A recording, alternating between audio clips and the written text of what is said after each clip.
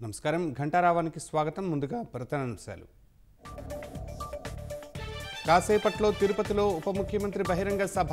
Varahi declaration అంశాలు వివరించనున్న పవన్ కళ్యాణ్.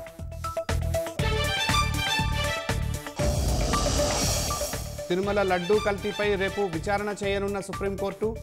ఉదయం 10:30కు వాదనలు వినేందుకు ధర్మాసనం అంగీకారం.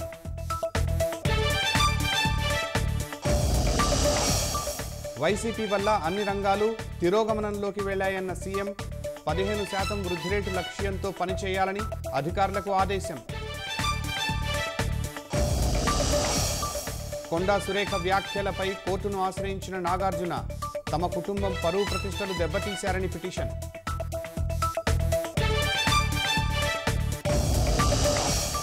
తైవాన్లో భీభత్సం సృష్టిస్తున్న తుపాన్. నేల కొరిగిన వృక్షాలు, లోతట్టు ప్రాంతాలు జలమయం.